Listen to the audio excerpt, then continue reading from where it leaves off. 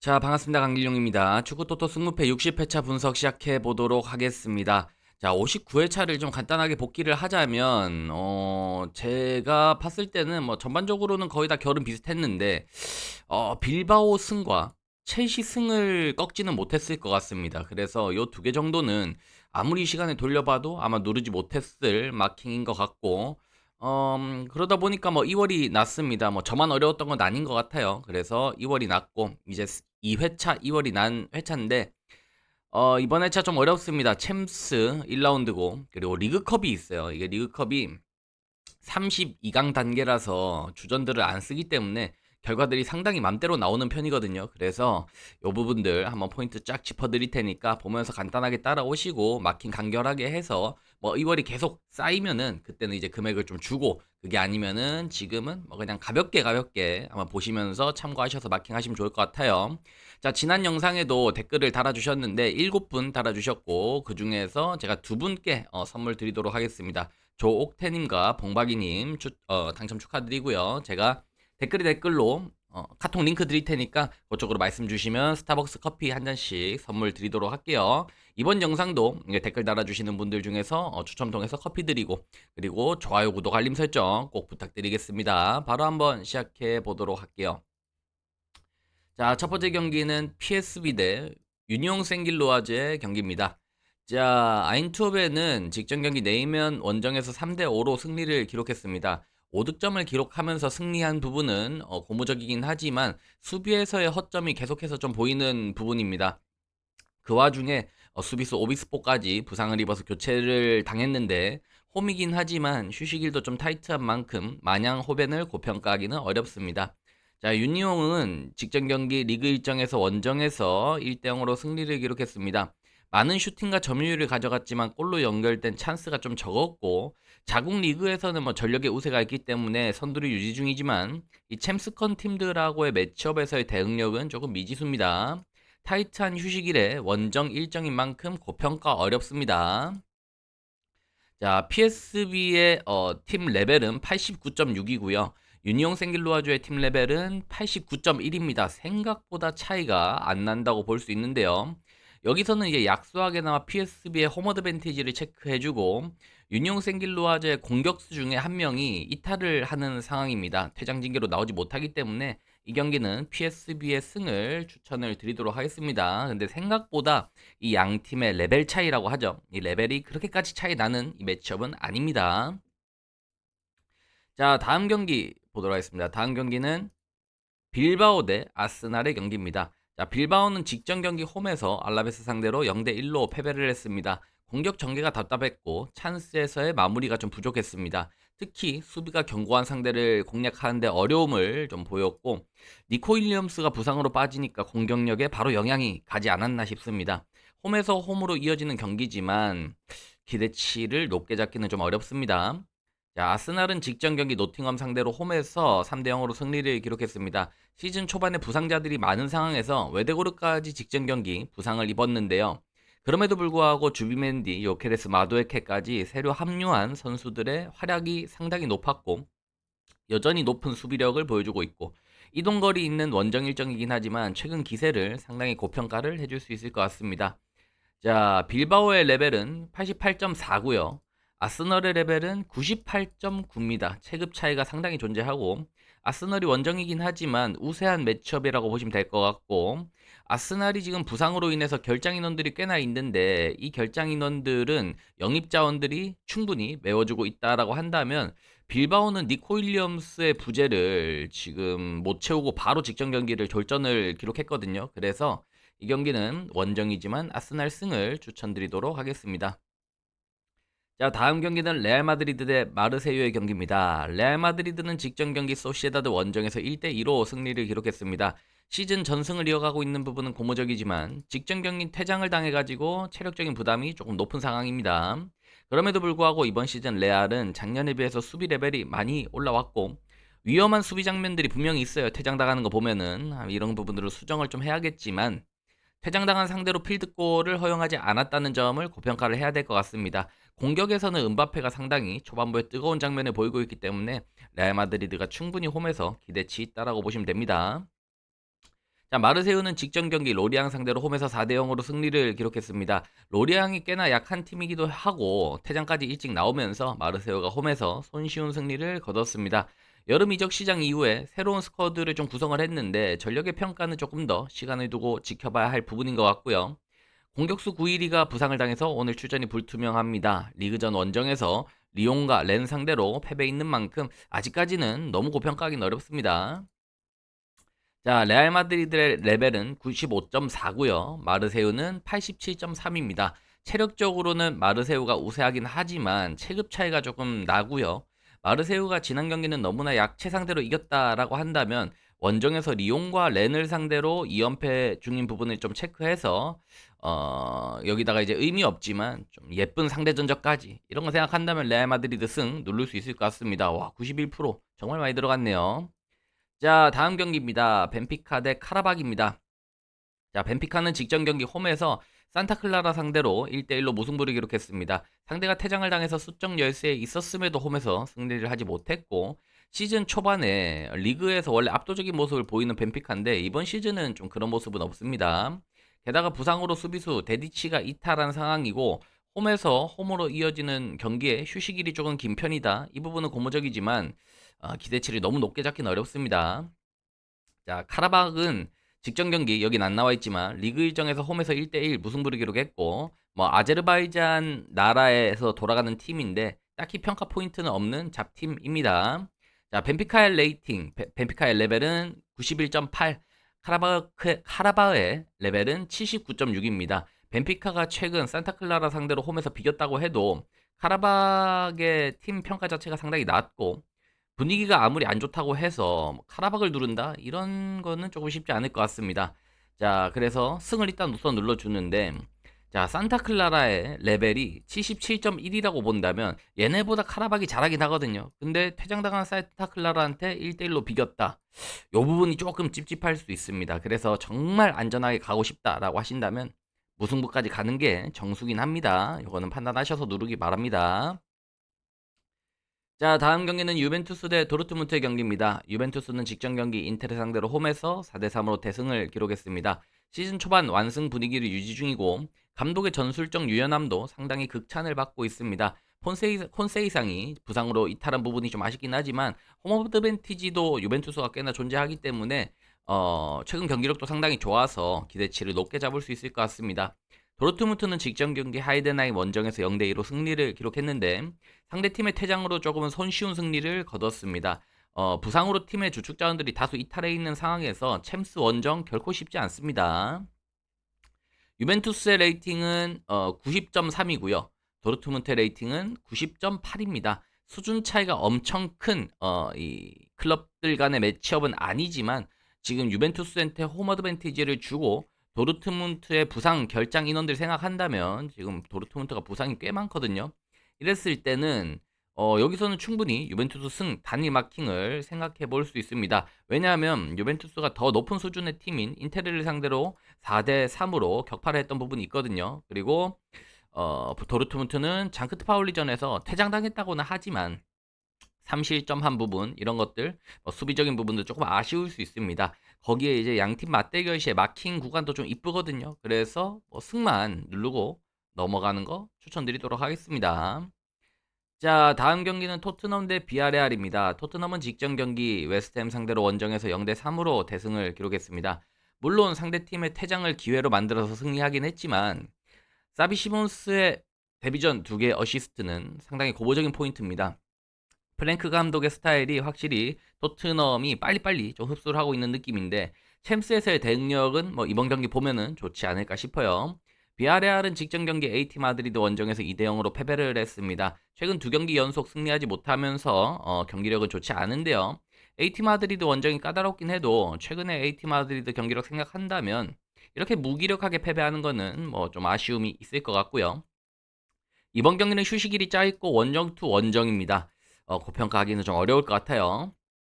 자, 토트넘의 레이팅은 91.5, 비아레알의 레이팅은 88.7입니다. 큰 차이는 아니지만 홈 어드밴티지까지 생각한다면 토트넘의 우세를 좀 볼 수 있을 것 같고요.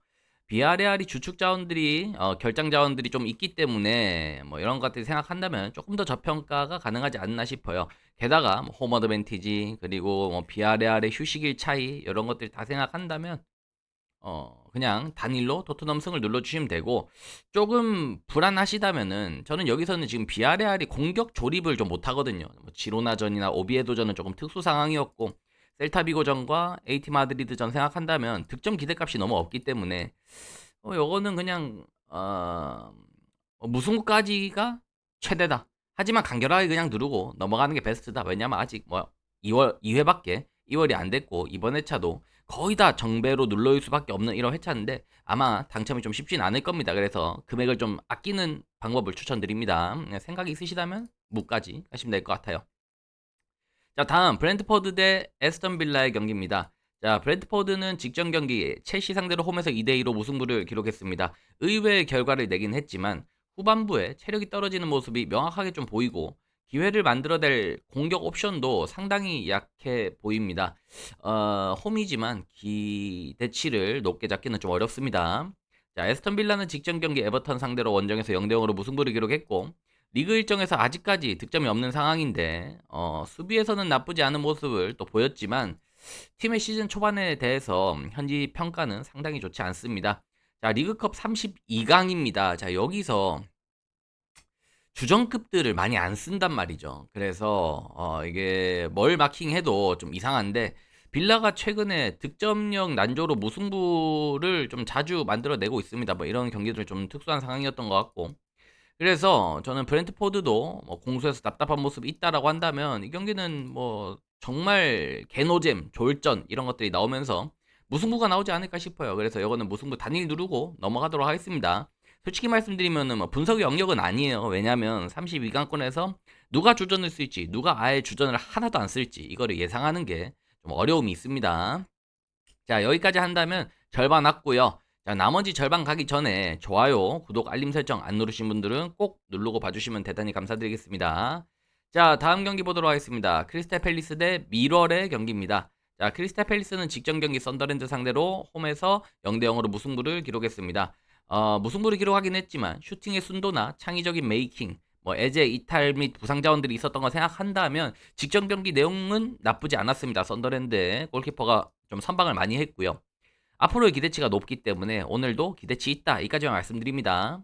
자, 미럴은 찰턴 상대로 원정에서 1대1로 무승부를 기록했습니다. 상대가 약팀이고 퇴장을 당했는데 겨우 무승부를 기록했다. 크게 고평가 포인트는 없다고 봅니다.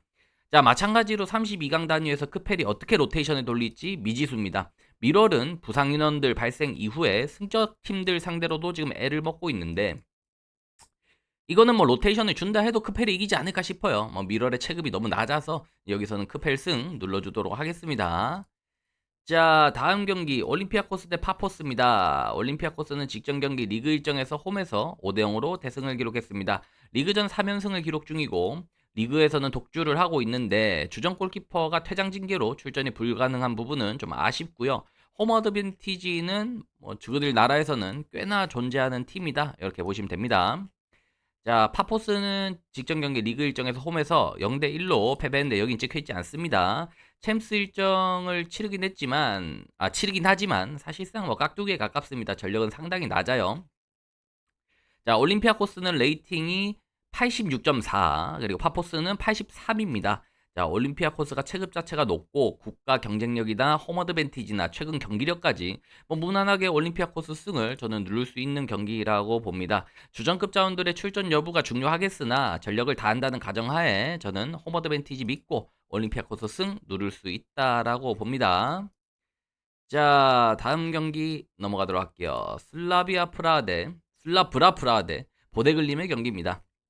자, 슬라브라 프라하는 직전 경기 리그 일정에서 홈에서 3대1로 승리를 기록했습니다. 체급 차이가 있기 때문에 뭐 리그 일정에서는 압도적인 경기력을 보여주고 있는데요. 이동거리 없이 홈에서 챔스를 준비하고 있습니다. 주전급 수비 자원들이 부상으로 이탈한 상황이고 미드필더 자원들은 출전 여부를 라인업 체크해야 되고요. 홈 어드밴티지는 슬라브라 프라하가 상당히 강한 팀이다. 뭐 위에 있던 뭐 올림피아코스하고 비슷합니다. 자, 보데글림은 직전 경기 리그 일정 홈에서 7대1로 대승을 기록했습니다. 하위권 팀을 상대로 압도적인 승리를 기록했는데요. 팀의 득점 1위 및 다수의 주전급 자원들이 최근 부상으로 많이 이탈을 했습니다. 여기 나와 있지 않은데 주전급 자원들이 지금 다수 빠져 있고 그런 부분이 이런 챔스 예선 구간에서 예선 아니죠. 챔스 1라운드 라운드 구간에서는 상당히 아쉬울 수 있고요. 원정에서는 특히나 경기력으로 드러날 가능성이 높다라고 봅니다. 자, 슬라브라프라는 레이팅이 85점이고요. 보데글림은 84.1입니다. 자, 여기서 슬라브라프라의 홈 어드밴티지 이거 먹어주고 보데글림이 주축 자원들이 최근에 부상으로 많이 빠진 부분 이거를 많이 감안을 한다면 특히나 또 보데글림은 홈발이 세지 원정에선 좀 약하거든요. 그랬을 때 이거를 원정에서 고평가할 수는 전 없다라고 보고 슬라브라프라 승을 추천드리도록 하겠습니다. 자, 다음 PSG 대 아탈란타의 경기입니다. 자, 이 경기 조금 어렵습니다. 자, PSG는 직전 경기 랑스 상대로 홈에서 2대 0으로 승리를 기록했습니다. 공수에서 밸런스 좋은 모습 보이면서 승리를 기록했는데 경기 중에 부상자들이 너무 많이 나왔습니다. 팀의 주축 자원들이 다수 이탈한 상황에서 지금 출전 여부가 불투명한 애들이 지금 한두 명이 아니기 때문에 뭐 이강인도 그렇고 지금 이래저래 지금 다 다쳤습니다. 그래서 지금 좀 어려움이 있을 수 있고요. 최근 기세가 좋았지만 뭐 랑스전도 실제적인 클래식 스탯은 조금 안 좋았거든요. 그래서 분위기가 조금 꺾일 수 있습니다. 자, 아탈란타는 직전 경기 레체 상대로 홈에서 4대1로 대승을 기록했습니다. 부상자들이 좀 있는 상황에서 좋은 경기력을 오랜만에 보여주면서 팀 분위기 전환에 성공을 했는데요. 그럼에도 불구하고 아직은 전력을 다 평가하기엔 이 레체 상대로 이긴 거를 고평가할 수는 없고 주전급 자원들이 여전히 부상으로 이탈해 있는 상황에서 원정인데 고평가하는 것은 쉽지 않습니다. 자, PSG의 레이팅은 98.1, 아탈란타 레이팅은 90.2지만 이렇게 체급 차이가 존재하지만 파리가 지금 기존의 주전급 자원들이 이 레이팅을 먹어주고 있는 건데 걔네들이 지금 죄다 부상으로 출전이 불투명하다라는 거죠. 부상 이탈자가 너무 많아서 제대로 된 스쿼드를 구성하기 어려운데 홈이라고 무조건 이길지는 의문입니다. 자, 아탈란타 또한 전력을 지금 고평가할 수는 없겠지만 지난 경기 대승으로 인해서 좀 분위기 반등에 성공을 한 만큼 의외의 결과가 여기서 좀 나올 수 있다라고 봅니다. 승무패로 지워주시는 것이 좋아 보이고요. 만약에 이렇게 3개까지는 마킹할 거 없다라고 하시면은 2개, 최소 승무까지는 좀 눌러줘야 될 것 같아요. 왜냐면은 전력의 이탈 자원들이 너무 많고 아탈란타가 경기력이 안 좋다라고 하지만 지진 않았습니다 아직. 그래서 승무 상대적 상으로는 승 하고 취향껏 눌러주시면 될 것 같습니다. 뭐 무조건 PSG가 이긴다 이런 경기가 아니라는 것만 좀 알아주시면 될 것 같아요. 자, 다음 경기는 뮌헨 대 첼시입니다. 뮌헨은 직전 경기 홈에서 함부르크 상대로 5대 0으로 대승을 기록했습니다. 전반전 4대 0 리드로 앞서가다 보니까 주전 선수들을 휴식을 좀 부여를 했는데요. 약팀 상대로 분위기도 가져왔고 챔스 일정을 대비한 휴식까지 홈에서 홈으로 이어지는 일정까지 기대치는 상당히 높습니다.